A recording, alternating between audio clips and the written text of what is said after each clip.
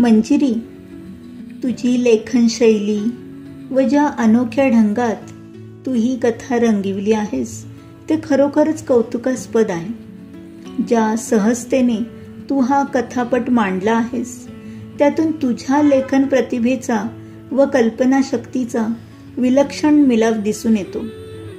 आपल्या दैनंदिन जीवनात आपण अनेक घटना बघतो आणि लगेच विसरतो देखील. तू मात्र त्या घटनांकडे अत्यंत चौकस आणि चिकित्सक नजरेने बघितले आहेस आणि एका अप्रतिम व वाचणाऱ्याला खिळवून ठेवणाऱ्या कथेमध्ये रूपांतरित केले आहेस. तुझी कथा जरी काल्पनिक असली तरी त्यातील तथ्य चटकन जाणवते व आपल्या मनात बंदिस्त होऊन राहते.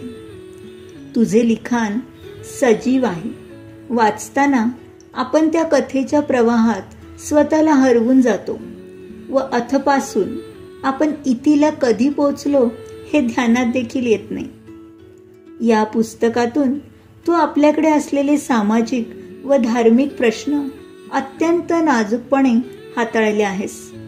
कुठल्याही पंथाला किंवा समाजाला न दुखावता परदेशात स्थायिक झालेल्या सर्वसाधारण कुटुंबातील सदस्यांच्या मनात आपल्या परंपरा, चालीरीती व संस्कृतीमुळे निर्माण झालेले संघर्ष तुझ्या या कथारूपी निरूपणातून अत्यंत सजगपणे व संवेदनशीलपणे मांडले आहेस.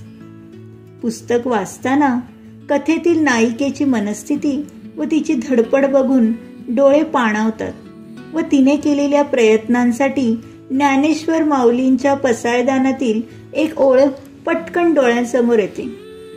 जो जे वांचिल तोते लाहो. तुझा हा साहित्यिक प्रवास असाच चालू राहो अशी परमेश्वराकडे प्रार्थना. तुझ्या पुढच्या पुस्तकाची आतुरतेने वाट बघतोय. एक मंत्रमुग्ध वाचक, विनायक.